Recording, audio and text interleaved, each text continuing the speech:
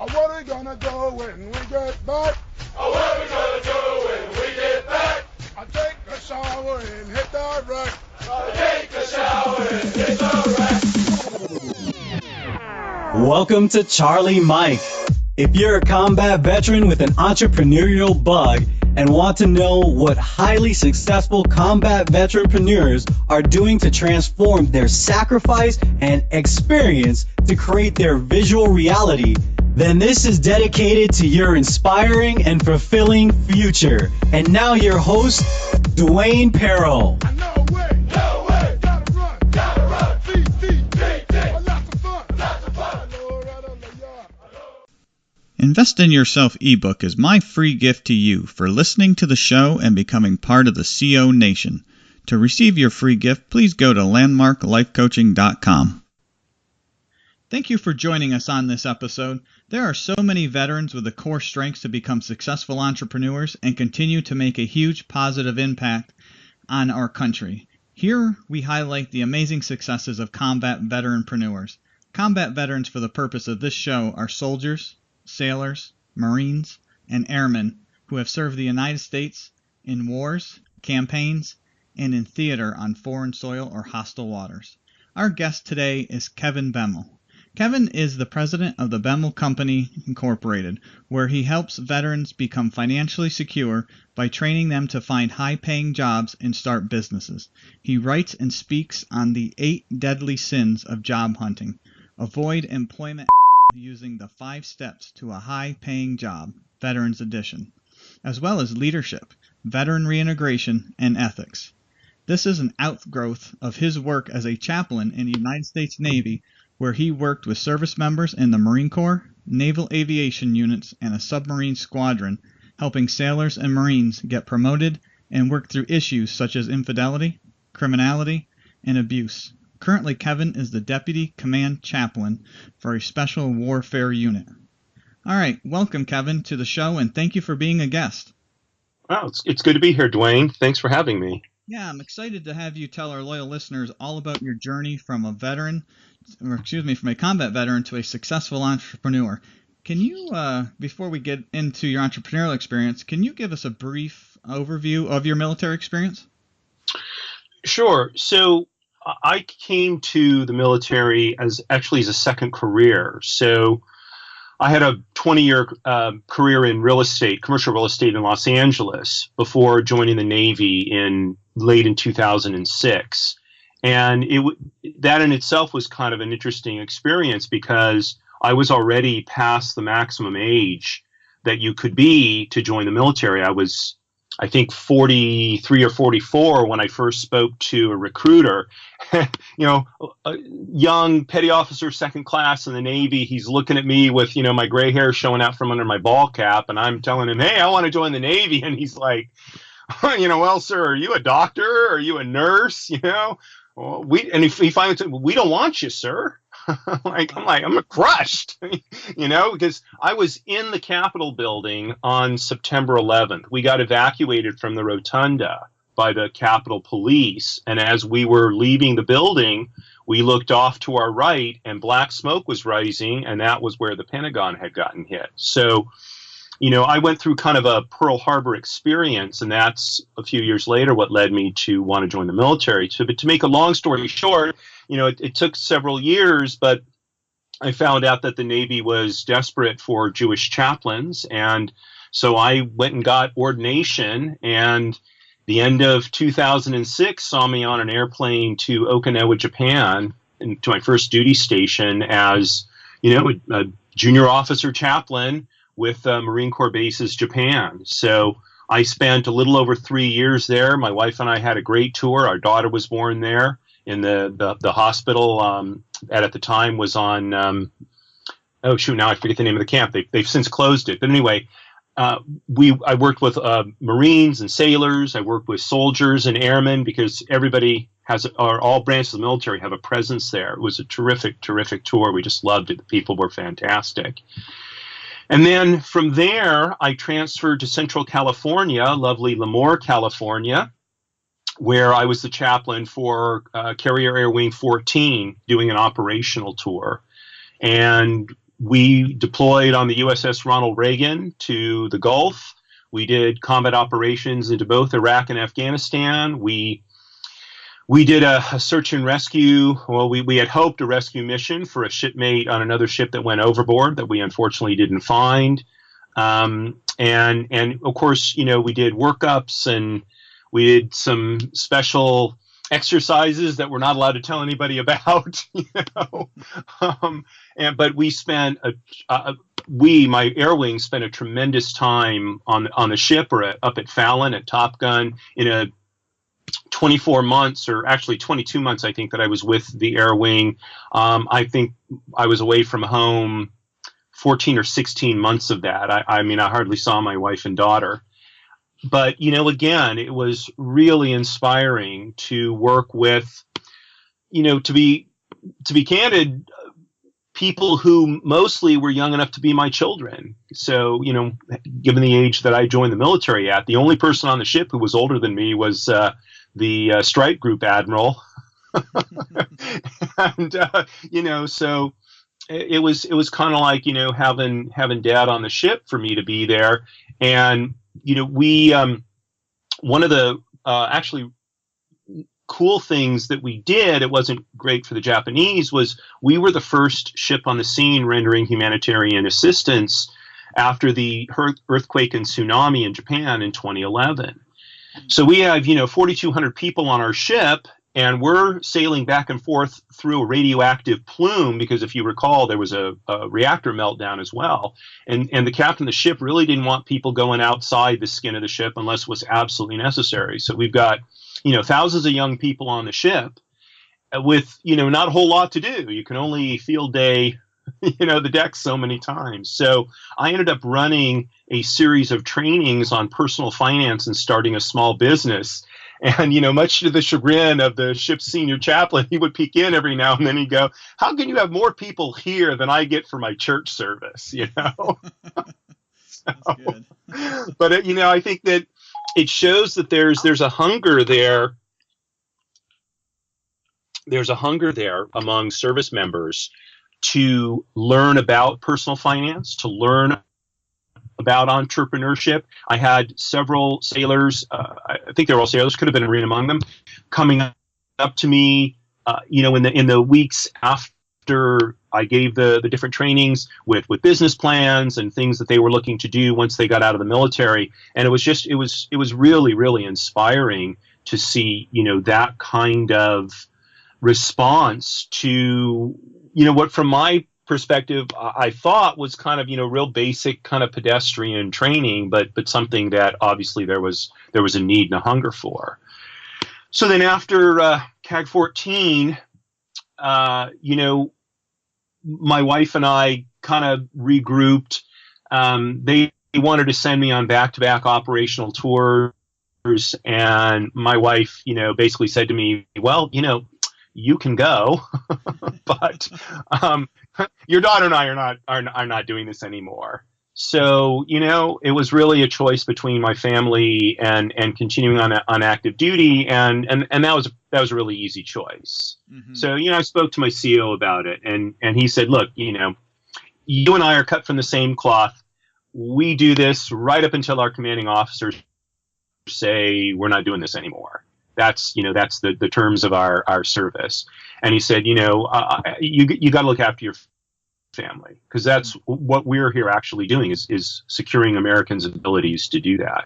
So I ended up leaving active duty, and I ended up going into the reserves, which I'm still in.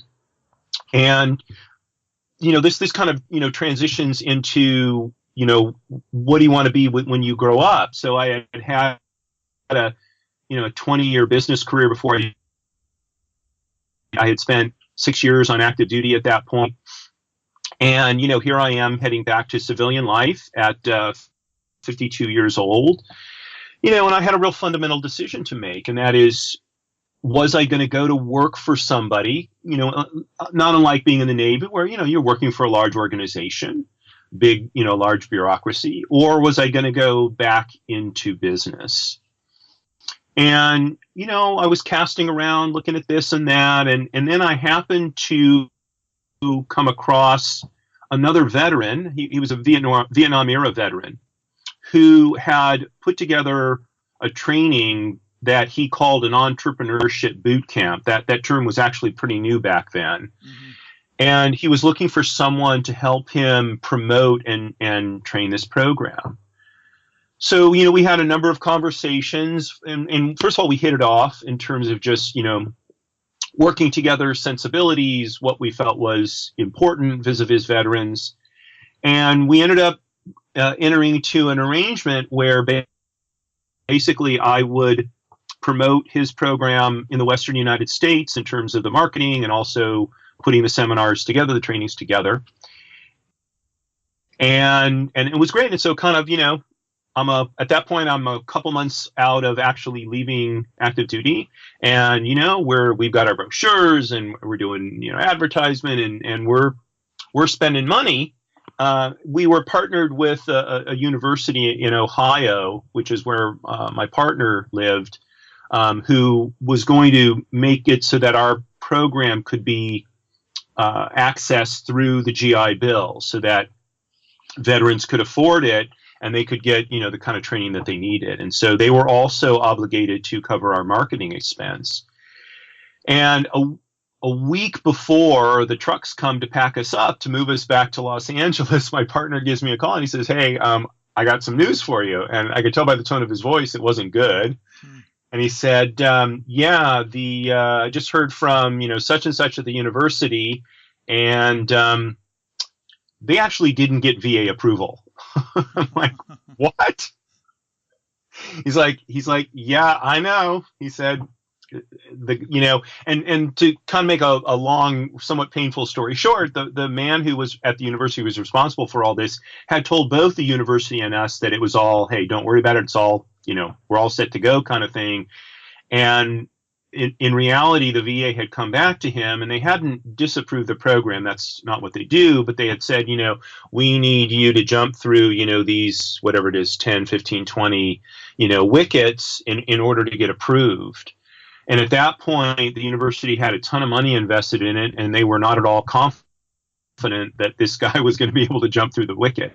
So they pulled the plug on the program, and we lost our financial partner for that, unfortunately. And so we looked at a couple of other ways to try and get that going, and weren't able to resurrect it, unfortunately. But it had put the bug in me, if you will, to do something in that arena. So, from my perspective, my reason for wanting to go into the military was my wife and I we're living in Beverly Hills. We had a beautiful townhouse. We have a really nice life. And meanwhile, young people are getting their, shot off, in Afghanistan and Iraq. And there was kind of a cognizant dissonance there that I just, really both of us, we just couldn't take it after a while. Yeah. And so that, go ahead. I'm sorry. Yeah. So you didn't have you were not ordained prior to making this decision. That kind of is what drove you to be able to get into the military. Obviously, you must have had a passion for that part. Well, right. So I was not ordained, and it was actually my wife who came up with the idea of me being able to get into the military as a chaplain, because she was the one who heard that the Navy was looking for chaplains. And I kind of laughed and I said, I'm not ordained. It's like, typical, stupid husband response, patted her on the head. And I would have told her to, get in the kitchen and make me some dinner, except for I'm the cook in the family. So, but, we have this thing in my synagogue where, you're supposed to really listen to your wife, right? If you're a good husband, that's what you do. And so I ended up calling the recruiter that had, asked her to have me call him. And he said, yeah, we need chaplains badly, and basically, we'll get you going in the process to join while you get your ordination. So that's why it took so long, because it took me about a year and a half. I mean, I had done a lot of the studying that was necessary to get ordination. I just hadn't gone through the formal process. So it took about a year and a half for me to get through that process. Yeah, it's funny that that this is an interesting route, because I've interviewed several combat veterans who were also just as moved and driven to go in the military. They were younger, obviously, and so they went in the traditional infantry way and things like that. But they were driven by the effects of 9/11. And I was talking to one individual, and he did 4 tours. He did 2 tours, as an infantry, and then he became a Green Beret. Did 2 more tours. And one of the quotes I pass along that he had brought up was from his dad. His dad said, what we're seeing is the next great generation being born as a result of this. And I it kind of stopped me in my tracks when he said that, and I'd have to agree that generation after September 11th that decided, because of that, I need to serve my country and give back to this nation is that is a true statement to its core. That it created the next great generation. So I think that's true, and it I don't know how much of a historian you are, but my folks were children during World War II, so they were too young. My father especially, he was too young to be able to serve in the military, but he's a Korean War veteran, and I think that for a lot of the Korean War veterans my dad's age, they felt like they wanted to go fight World War II, but they just couldn't because they were too young, right? And so for me, my generation, I was too young to go to Vietnam. I knew about it, but I was too young to go to Vietnam. And I think had I been old enough, I would have gone, because my dad was a naval officer, and that's what you do, kind of thing. Yeah. So, and I had been given a naval ROT scholarship to go to college. I ended up not using it for various reasons, but part of me always regretted that I had turned that down and not had the experience of going into the Navy. So for me, I sort of lived out my, the regrets, if you will, or worked through the regrets that, my parents' generation worked through by, being in the service during Korea. So, I'm not really of the, the generation that, was inspired to join the military because of 9/11. And yet, because of 9/11, I was able to fulfill something that I felt was missing in my life vis-a-vis my fellow Americans, if that makes sense. No, absolutely. Yeah. It's, it's a passion. It's, that's within you, and you found the opportunity and said, I need to take full advantage of it. To me, that makes absolute sense. Yeah, exactly. So then, I'm out of the military and sort of casting about what to do. And as I, again, if you remember 2012, so, things were starting to wind down some. There was a lot of talk about demobilization. There were predictions that, something like, a couple of hundred service members were going to be leaving the military every year over the next several years. And, as I looked at what I could do and what my mission was for joining the military, which was to help, these young people however I could, it occurred to me that, the place that service members are going to need help going forward was really in that transition to go from the military back to civilian life, because the two are very, very different. And there is unfortunately, I would add, a very significant military-civilian divide today. So, unlike World War II, where, 10% of the population spent time in uniform, and virtually everybody knew somebody in uniform, or may have, even had a relative in uniform.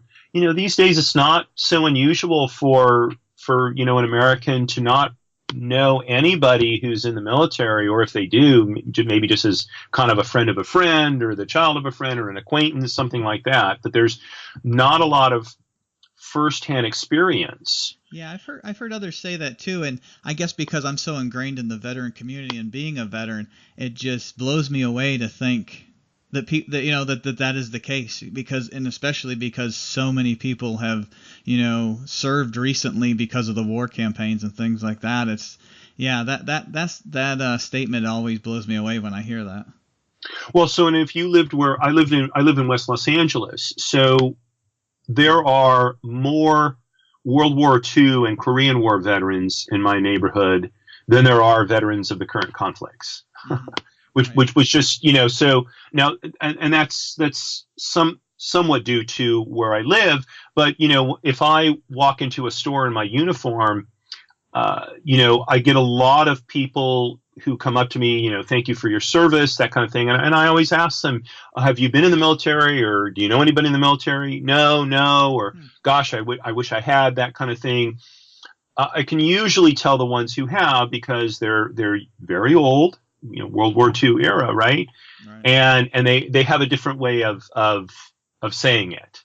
Mm-hmm. It's more like, hey, shitmate,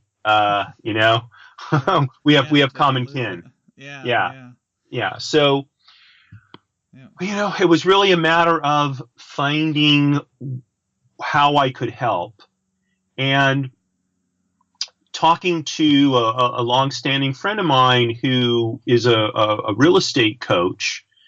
So, he looked at me one day and he said, how can you not have figured it out? I'm like, what? Figured what out? And he's like, for crying out loud, you've been a chaplain for, at that point, I think it was, 7 years. And he says, all you do is coach people. That's what you do. So why don't you coach veterans to be successful? It's like, light goes on, like the proverbial light bulb over your head, right? It's like, duh. But look, sometimes the answer is right in front of us, and we're so intent on seeing it that we're blind to it. So that's really what started my, entrepreneurial journey. And I was going to say, so before we get into that, we're going to go ahead and take a quick commercial break, and when we come back, we'll get right into the birth of Kevin's company. So we'll be right back. Landmark Life Coaching's vision is to be the nation's premier coaching partner for inspiring and empowering those in transition.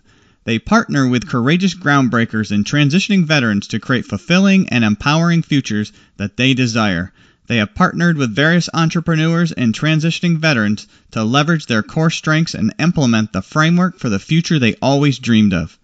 Could you or anyone you know benefit from a success partner to bring clarity to your future or their future? If so, please check out landmarklifecoaching.com for more information and charliemikepodcast.com for the Charlie Mike Podcast, showcasing the successes of combat veteranpreneurs. Okay, we're back from commercial break, and at this time, we would like to get into Kevin's entrepreneurial experience with starting his company. Just before we went to break, he was talking about how the light bulb had come on, and through a friend, he had identified what came to him to be clearly obvious of what his path forward would be. And so, Kevin, can you give us a little bit of history on or information on your company and what you guys do?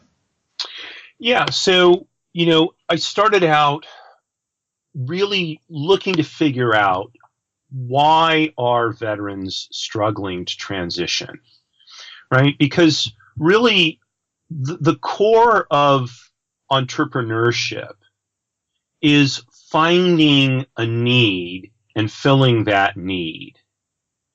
And so, before I jumped in with both feet, I really wanted to understand as well as possible, what is it that causes veterans to struggle to, crash and burn, if you will, when they're trying to reintegrate into civilian life.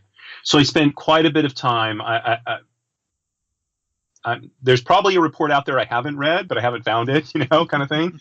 I mean, report after report after report, talked to a lot of veterans. For a while, I was involved in it's sort of a cooperative of a lot of veterans organizations here in Los Angeles. I attended the meetings every month and talked to people there. What is holding veterans back? Or, shipmate, what's holding you back? Why are you not getting where you want to go? And when it all came down to sifting through it all is a couple of things that we've already mentioned, like veterans and civilians really talk a different language. So there's a significant communication gap there. But also, the way that you find a job or start a business in civilian life, at least on the face of it, doesn't have a whole lot to do with what you learn in the military. And finally, so much of the services that want to help veterans make a great transition really aren't equipped to do so. Now, don't get me wrong. These people are all very well-meaning. And look, my hats are off to them. They want to help us out. We are light years ahead of where the service members, coming back from Vietnam were. So I don't mean to disparage what they're doing at all. But because so few of them have both deep experience in the military and significant success in civilian life, it's very, very, very difficult for them to explain to somebody how to bridge that gap. Exactly. And in fact, one of the reports that I read that was most impactful was done by the Office of the Joint Chiefs of Staff, and buried in 2/3 of the way through the report, it actually identified that proper mentorship is one of the biggest gaps in veteran reintegration. But when they say proper mentorship, what they mean is exactly what I just said. Mentors who know both military and civilian life well and can help veterans make that translation. Yeah, so I can relate to that because I got transitioned out, and there's no way. Right after I transitioned out, I was in from 91 to 99, and when I transitioned out, there's no way I could have assisted other veterans in their transition, and even probably for the next 10 years after that, because I was trying to find my way in my civilian career, which was vastly different from what I did in the military, as you stated. But then once now I've been out almost 20 years, and I've climbed to an executive position in a company. That's when I had a kind of aha moment for myself with being able to support veterans in transition, because now I could legitimately say, yes, I was in the military, I was overseas, I transitioned out, I went through the same challenges, and now I have these years of experience on the civilian side that I can also translate into, being a helpful resource to those in transition. So yeah, I think that is absolutely spot on. Right, and if you look at a friend of mine, he's the head of militarytransition.org, did a huge survey. I think he's got, I want to say 15,000, 20,000 respondents to it at this point. So when he asks open-ended questions about service members' feelings about the transition assistance they get, one of the most consistent complaints they get is the people who are training them don't have any civilian life success or experience. And so how are they supposed to learn from someone who hasn't done what they want to do, right? Yeah. So, for me, having spent 20 years in civilian life prior to the Navy, and my company, we did over $1 billion in transactions during the 20 years that I was in business. And actually, most of that was in the last 10 years. So, I had the kind of civilian success that I think a lot of veterans want. And then having spent really my whole career in the military dealing with people, that was my whole job as a chaplain. So I felt like I was, if not uniquely, then somewhat uniquely positioned to fill that gap. And so it was really seeing that need and bringing that, if you want to call it skill set or abilities or whatever, to the need. That is really the basis on which I built my business. And so, I'd been blogging for a while at that point. I started, retargeting my blog to transition issues, specifically for specifically for service members, transitioning to civilian life. And in middle of 2015, I launched my first coaching program. It was a multi-stage program, and I had about 1,300 veterans go through at least one stage of the program.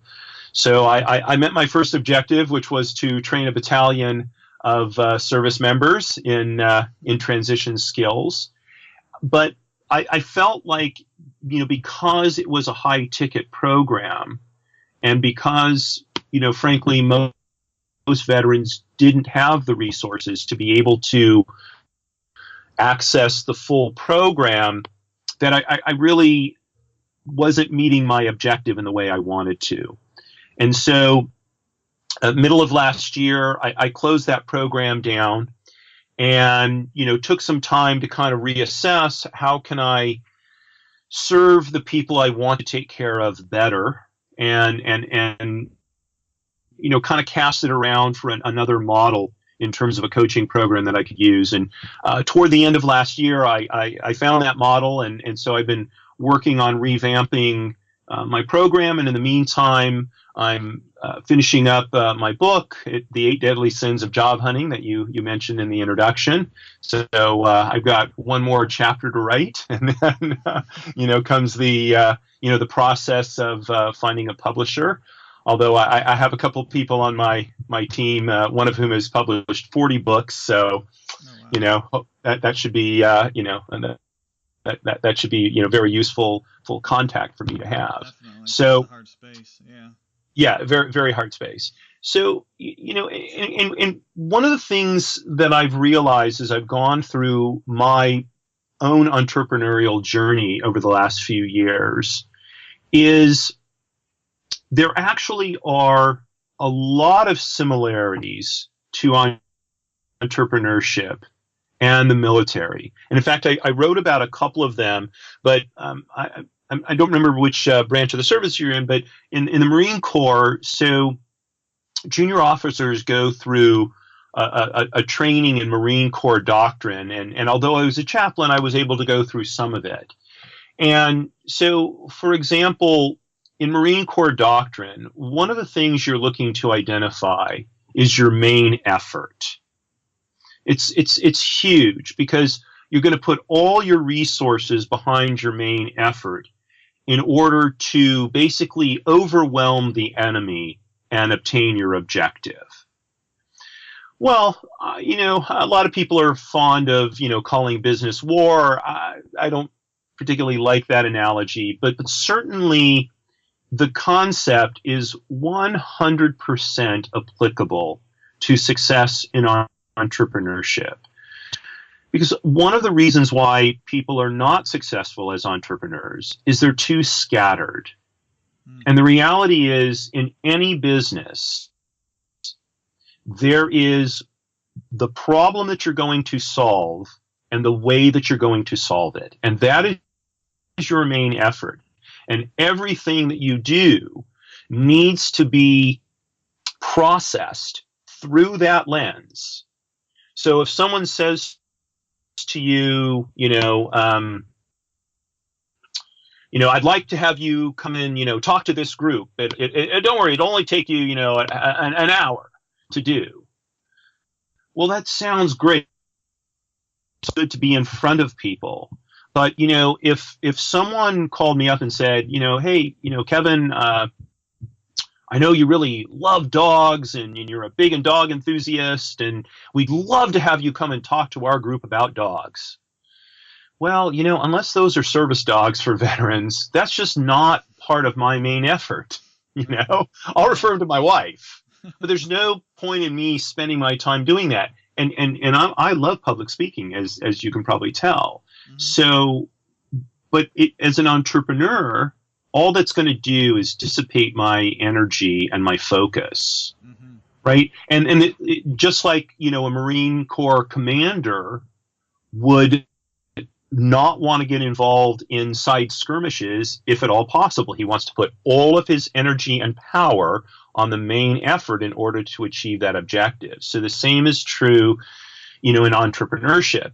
And there's another Marine Corps doctrine concept called maneuver warfare.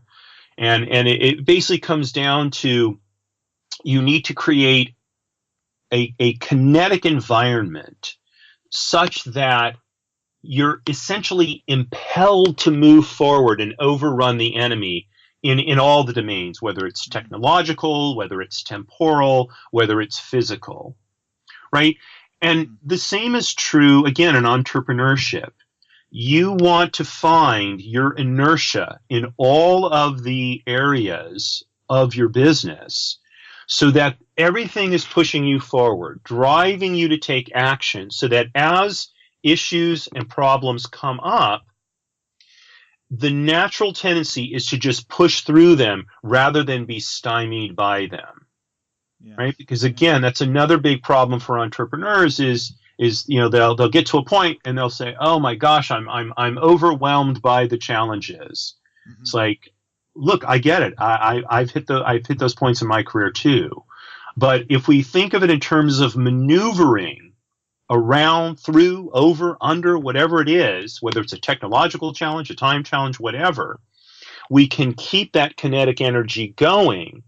And so the likelihood that we'll be successful in reaching our objective is that much higher, and it'll happen that much more quickly, right? Yeah, that's a great point. I've not heard it described that way, but that makes a lot of sense because, everybody tries to, go the direct route, take everything on at the same time and think they can move a mountain versus, just handling the challenges as they come. Right. And especially for someone who's a solo entrepreneur, so to speak. So, they're the chief cook and bottle washer. They're everything, right? So yeah. Look, you only got 168 hours in the week. And there's other things you have to do. So whatever precious time you can devote to your business, whether you've got another job and so you're just working on it in the evenings, a couple hours a night, maybe 3 nights a week, or whether, you're able to do it full time, there's still a limited number of hours. And so having that focus is absolutely critical to moving your business forward and getting it to the, whatever point it is that you want to get it at. Maybe you're not looking to make it a full-time thing, and that's fine.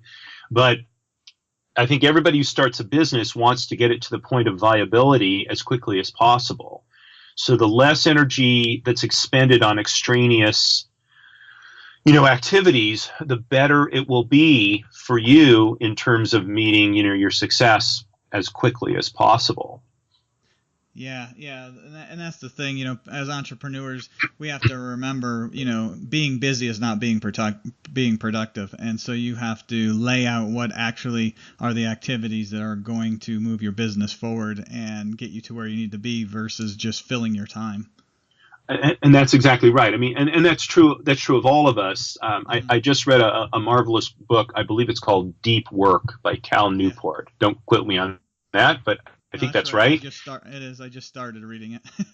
Okay, it's a brilliant book, and look, I've been involved in personal development for a long time, but Cal Newport really cuts through it, and using what he teaches in his book, I completely revamped. Well, that's too strong, but I mean, I made significant changes to how I work my day.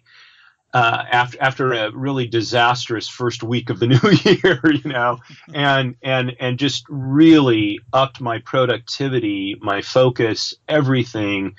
And with that comes so many other benefits, like being happy and satisfied with what you're doing, right? And coming up only probably a week short on my deadline, to finish my book, which otherwise, you could interview me a year from now and go, yeah, I'm still, writing my book, kind of thing, right? Because that's what people do who write books. It's like they're always writing their book, right? It's such a hard thing to do. Yeah. So, those kinds of resources are just absolutely irreplaceable, for an entrepreneur. And I would say too, as someone who coaches people to find high-paying jobs, there's such greater similarity between getting a high-paying job and being in your own business today than there ever was before. So virtually everything that I've said about entrepreneurship also applies to getting a high-paying job. And because in the end, the thing is, you're going to work for one client rather than have multiple clients, but you're still going to have to figure out, what are the problems? What are the challenges in my chosen industry? And what do I have that I can bring to bear to solve those problems that an organization will look at and say, yeah, we want this guy on our team, right? Yeah, absolutely. Right. And that's the same thing we do as entrepreneurs. We say, what are the problems? What is there in my skills, my knowledge, my experience, my training that would have someone say, oh, I want Dwayne on my team to help me solve this problem. He's not going to work for me. He's his own firm, but I still want him on my team, because everything today is a team sport, whether you're in business for yourself or working for an organization. So the principles are virtually indistinguishable, especially at the high paying level. So right. Yeah, it becomes very, that's a great point, because, like I serve in a chief information officer executive role for a company, and my day job is very entrepreneurial in some aspects, and the way you have to problem solve and plan and everything. And you can't do it on your own, whether you're an entrepreneur or you're amongst an executive team.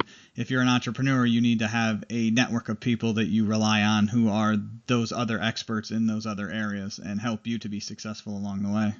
Right. That exactly. And for another thing is, so a lot of veterans, like I spoke to one, he was an infantry officer, and he's like, what do I bring to the table? I'm like, really? Are you kidding me with that question? It's just, you bring an actual working knowledge of the doctrine of warfighting to the table. Now, I wouldn't go into a meeting or an interview or something and say, all right, well, here's what I bring to the table. I can, kill your problem. I mean, obviously you don't want to be, that aggressive in your language, right. But, repackage the fact that you were directly responsible for executing doctrine to meet the objectives that your unit had. And that's an invaluable skill in the private sector today, mm-hmm. because every business is looking for strong leadership. Absolutely.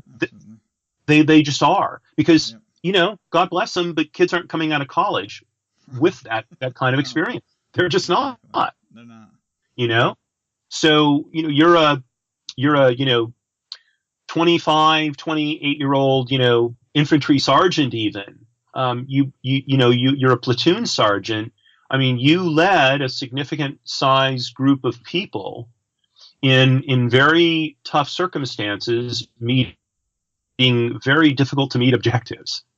That skill is very, very valuable. Now you've got to learn how to shape it up into a unique value proposition. You've got to learn how to make the contacts you need in order to, exploit that skill, and you've got to learn how to market yourself. That can all be trained, but the raw material is there. Right. Yeah.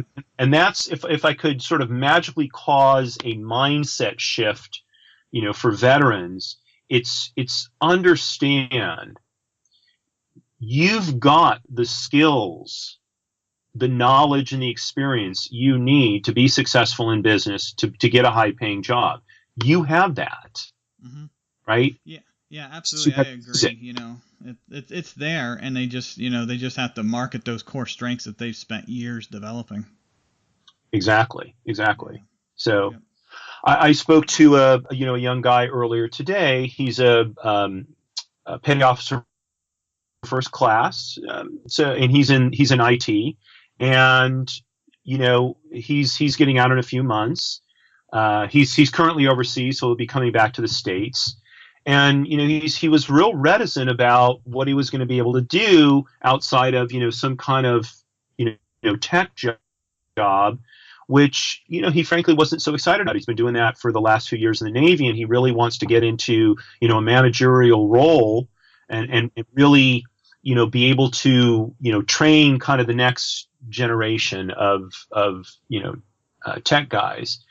And I said to him, well, I mean, weren't you an LPO? And he said, well, no, there were a lot of first class petty officers in my unit. I said, you never led any kind of team? He said, well, yeah, I led all kinds of teams.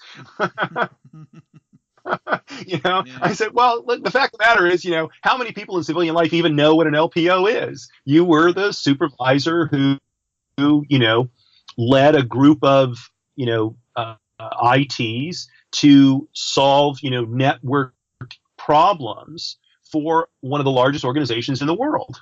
How does that not qualify you for a managerial or a supervisory role? Or if you had an entrepreneurial bent, how does that not qualify you to start a business offering that kind of service? Yeah, to you talked about, yeah, it's that mind shift. And that's exactly important. that. Yeah, they need to be able to and that was kind of translate that. Yeah, right. And that was what the call was about. It was helping him make that mind shift and seeing, wait a minute, I don't have to go get an MBA. I don't have to work for 3 or 4 years in a tech job that doesn't particularly turn me on. Right. I've got it right now. All I've got to do is shape it up in a way that people can see I legitimately have these abilities, have used them to good purpose before, and will use them to benefit the organization going forward. Yeah, that is all great information. So as we're coming to a close here, Kevin, I wanted to give you an opportunity to give our listeners any contact information in case they want to follow up with you or learn more about your business.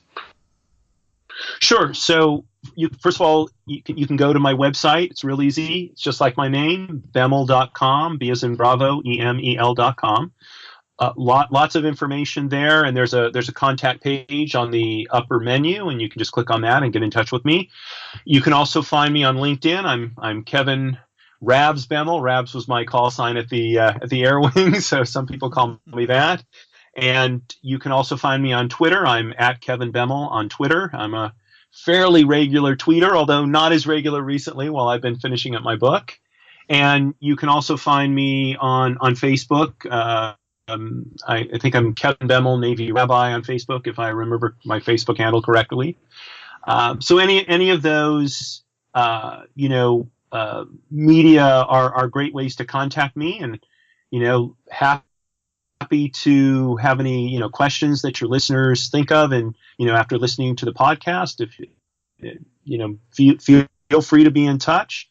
And if they're interested in knowing more about, what do I need to do to make this kind of transition that we've been talking about? So, go to my website, again, bemel.com, and I have a download called The Only 5 Things You Need to Do to get a high-paying job. You can download that, and it's believe me, it's boiled down.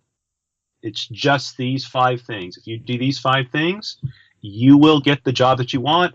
And if that job is starting your own business, it's going to work virtually the same way. So I put that together to help veterans while I'm, still revamping my coaching program so that they wouldn't lose any ground in the meantime.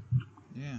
Wow. Great. Well, thank you again for being on the show. And most importantly, thank you for your service to our country. Well, Dwayne, it was a real pleasure, and thanks so much for having me. It was terrific speaking with you. Remember, loyal listeners, we are the home of the free because of the brave.